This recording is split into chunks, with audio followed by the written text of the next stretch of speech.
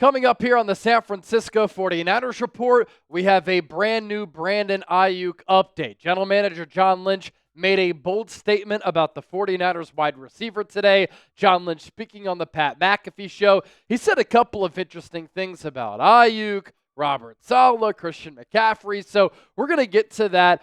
Going to pass along some quotes from Matt Barrows as well. He was on 95.7 The Game in San Francisco. And Robert Saleh really likes this young Niners linebacker, and he thinks that he could break out in 2025. And let's begin by passing along some of the key tidbits from what John Lynch had to say on the Pat McAfee Show here this afternoon. Pat McAfee, obviously, always bringing on some really good guests on the program, and he does such a good job of asking good questions, in my opinion, that lead to entertaining and informative answers. It's a big reason why I think Pardon My Take with Big Cat and PFT have done a really good job over time, because they don't just ask boring questions which leads to coach speak. They really dig deep with some creativity to get some quality answers, and I thought that Pat McAfee did that today. Here is what John Lynch said about Brandon Aiyuk. Brandon Aiyuk is such a big part of who we are. We've had some great conversations, and he's doing a tremendous job coming back from that injury. We're proud of him, and he's an important part of this team. Now, of course, you can look at that and say, well, of course, what is a general manager going to say? Of course, he's going to say something along those lines. But the fact that the Niners have had quality conversations with Brandon Aiyuk, the fact that he showed up to mandatory minicamp, these are all really good signs.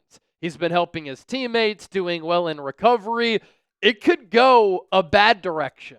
It seems like things could be in a good spot between Aiyuk and his camp and San Francisco.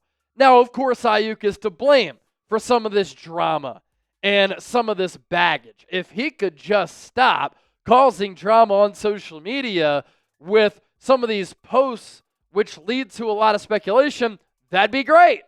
But think about it. He's a wide receiver, and this is what wide receivers do. Here's what Matt Barrows of The Athletic said about Aiyuk.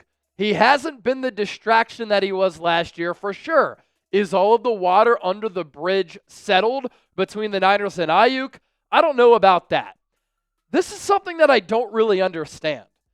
I know that Aiyuk, to start his career, was in Kyle Shanahan's doghouse, but he got, prior to last year, better and better and better and better every year that he was in the NFL.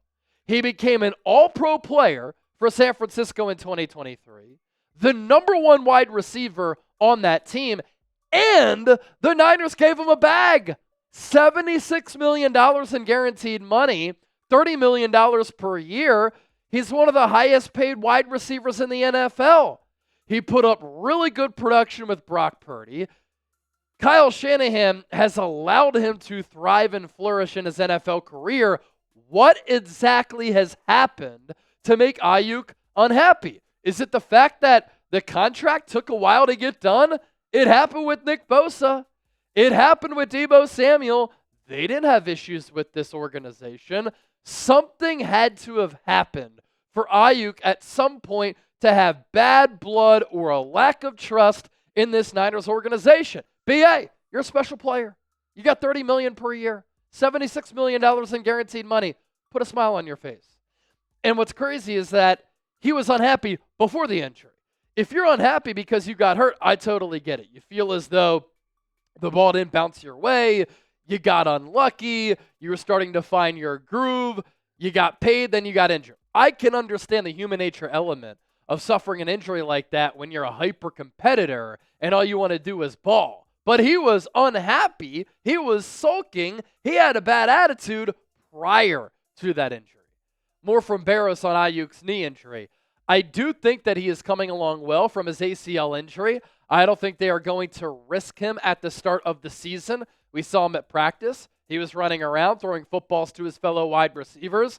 He looks good. The knee looks good. And he should be back late September, early October. I know a lot of people will say, well, Stephon Diggs is already back with the Patriots after that ACL injury last year. He had a pink substance on a yacht. He's already back practicing. Why can't Brandon Aiyuk practice?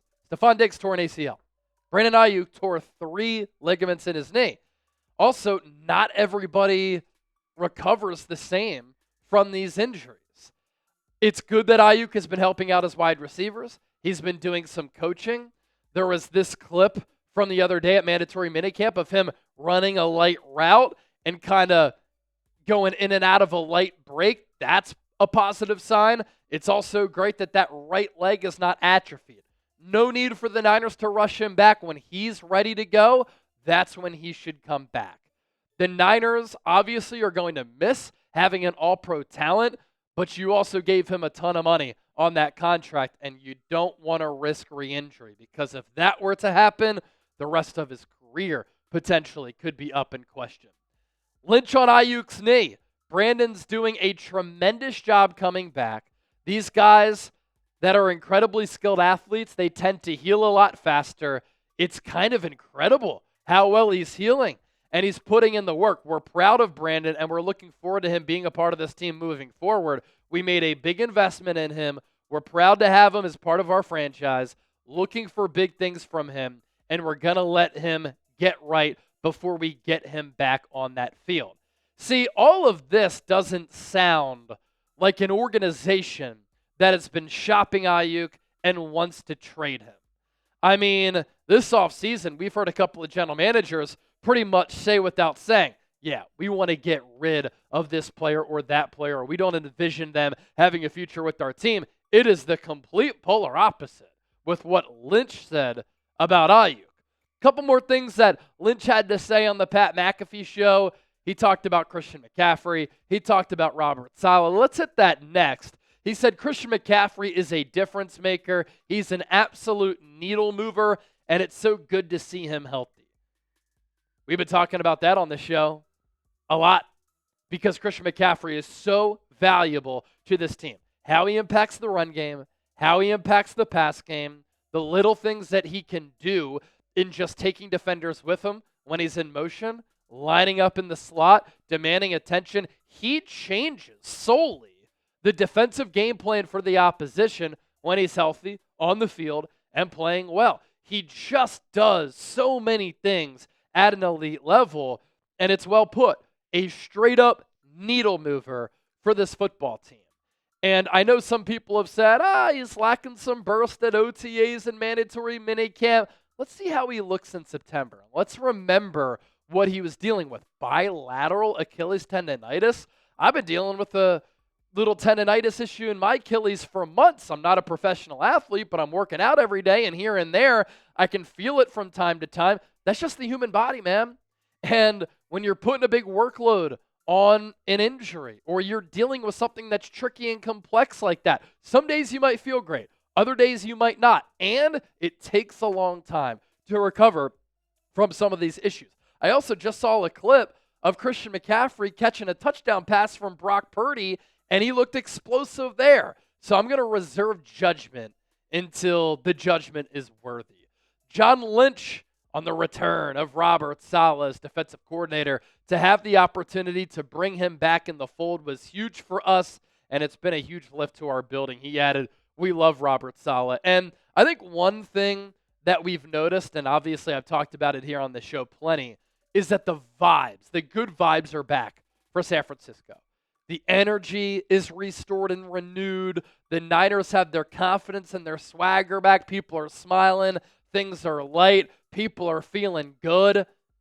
I think part of that, though, is having a presence like Robert Saleh back with this organization. I mean, he is an energetic coach, an energetic guy who demands attention when he walks into a room or when he's on a sideline. And I think the Niners know, going from Nick Sorensen to Robert Saleh is like upgrading from a Honda Civic to a Ferrari. A massive upgrade on the defensive side of the ball for the Niners. As for Jacob Cowing, look, he continues to be one of the biggest winners on this football team throughout the spring and during the offseason. And when I put together my minicamp winners and losers, we talked about Jacob Cowing. He's one of my breakout candidates for 2025, factoring in the offseason that he had and the spring that he had. How about what Matt Barrows said about Jacob Cowing? A theme among coaches and players this spring. No one took better advantage of the offseason than Cowing. The second-year receiver trained with Purdy and Pearsall early in the offseason and was prominent during the spring sessions. He caught all 4 targets during Wednesday's practice. He has excellent speed. He's doing a better job this year of maintaining that speed throughout his cuts and his breaks. He's good with the ball in his hands. He can run a lot of gadget plays that went to Debo in previous years. The 49ers were also taking advantage of his speed downfield. This is a player who can line up inside-outside. This is a player who can take the top off of the defense. He does have some routes to his route tree, and I've been saying it since he was a rookie. You can use him on bubble screens, end arounds, reverses, some of these gadget plays because he is dynamic with the ball in his hands. So I'm going to put you to the test here. How many catches will Cowing have in 2025? He had 4 in 2024. Make your predictions for me down in the comment section right now. More to get to here on the show, but I do want to tell you about our sponsor for today's show, our friends at Chubbies. I've seen so many of you in the comment section here on YouTube, Instagram, X saying, Chase, I love that shirt. Where did you get it?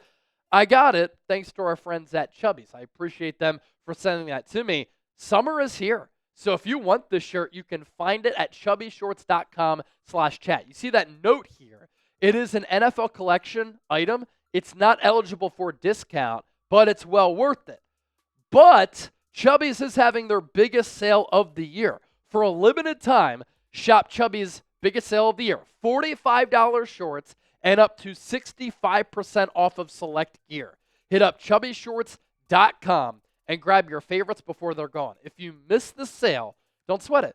Use our exclusive code CHAT for 20% off. Support the show. Let them know that we sent you. And when the survey asks, get ready to turn some heads and tell them that Chase Sr., the 49ers Report, and Chat Sports sent you. With Chubbies, comfy, casual, built-for-life gear, I really like their original stretch shorts, which can live on your legs, available in long, short, and waist short. They come with a relaxed fit, elastic waistband, no-fuss design. I also like the Chubbies Performance Polo and their classic lined swim trunks. Absolutely awesome. So if you're going out on a date, you're going out on the town, getting some drinks and a bite to eat with some friends, if you're golfing, if you're by a lake, beach, pool, Chubbies has everything to have you looking good and feeling good. Skies out, thighs out. Head to chubbyshorts.com/chat. Use the code CHAT. Biggest sale of the year. If you missed it, you still get 20% off by using that code CHAT. Robert Saleh, very high on the prospects of Dee Winters, who's entering year 3, having a big year here in 2025. And we have seen some flashes of Dee Winters, right? I mean, he plays like his hair is on fire. He plays the game with physicality and speed. He'll take the field with reckless abandon. He plays with a lot of energy. He will exert that energy. He will celebrate. He is not going to shy away from contact. He'll shoot the hole, and you're like, wow, 53 is flying. He'll make plays against the run. He'll make some plays against the pass. He catches your eye when you watch him. Now, of course, the game has to slow down for him, especially at an instinctual position, because he is so aggressive. It takes him out of plays because sometimes he can take himself out of a play and he can over-pursue, but the ability is there. And here's what Robert Saleh said, because he certainly sees it too. Dee Winters has been impressive. Again, it's easy when it's OTAs and you do not have to deal with run-pass reads and everything's a little bit slower, but he's got something to him. I don't want to jinx him or anything, but if he stays on his trajectory and he attacks these next 40 days and he does things the right way, I think he's due for a heck of a season. And you know, an underrated aspect of high-level coaching is outside of X's and O's. Of course, X's and O's are important. How are you going to scheme things up? How are you going to exploit an opponent's weakness? How are you going to make adjustments during a game? But part of being a coach is developing players, putting them in a position to succeed, putting them in the right spot, and just taking what they have and being able to build off of that. Dee Winters has a lot of ability. A lot of players throughout the course of the NFL and NFL history have had so much ability. But when they don't have great coaching to maximize them, to extract the special sets of skills that they have, to make the game slow down by teaching them and developing them, sometimes those players, they fail and they flail out. But quality coaches, that's what partially makes them elite at what they do. And last year in 2024, there were some really intriguing elements of what Dee Winters did. And he graded out pretty well in a couple of key areas according to Pro Football Focus. Now, among 189 linebackers, he had 180 coverage snaps. That did rank 73rd. But look at this pass coverage grade, 80. That was 6th at the position. And when you're dropping back in coverage as an off-ball linebacker, that is not an easy thing to do. I mean, you're covering tight ends, you're covering running backs, you're covering crossers, you're in the middle of the field where there's a lot of misdirection, especially in today's NFL. And so that can be really difficult to pick up. Dee Winters did a good job there. As a pass rusher, I think that he can do better there. I think he can be used there more just because of the speed that he has. And I don't think Nick Sorensen was aggressive enough with his linebackers last year. The run defense grade, that can get a little bit better. But as Robert Saleh said, there is something to build off of with Dee Winters. And the pressure for him is on, right? You know, the Niners let Dre Greenlaw go. Then they drafted Nick Martin. Dee Winters is like, okay, they're drafting a young linebacker. They might think that he could take my job. But Dee Winters also has an opportunity here to lock down a starting linebacking role next to Fred Warner. And when week 1 comes around, I think this is best case scenario right here. You have Fred Warner in the middle with Dee Winters and Nick Martin as the outside backers, strong side, weak side. And I'm really not sure what the Niners envision as far as, is Nick Martin going to be a strong side guy, weak side guy? Is Dee Winters going to be a weak side guy or a strong side guy? I just think that this threesome here, if you will, is the best grouping of linebackers for San Francisco. But the Niners do like Stone Blanton. They added Chaz Surratt, who Robert Saleh brought with him from the Jets. They added Luke Gifford, who's been a good special teamer. You can't forget about Jalen Graham. Curtis Robinson coming off a torn ACL, but he was having a good camp last year. Tatum Bethune, they drafted him in the 7th round last year. Be sure to give me a follow on X and Instagram, by the way, in addition to all of the Niners content that I give you right here on the show. I'm always talking Niners over there. It's at Chase_.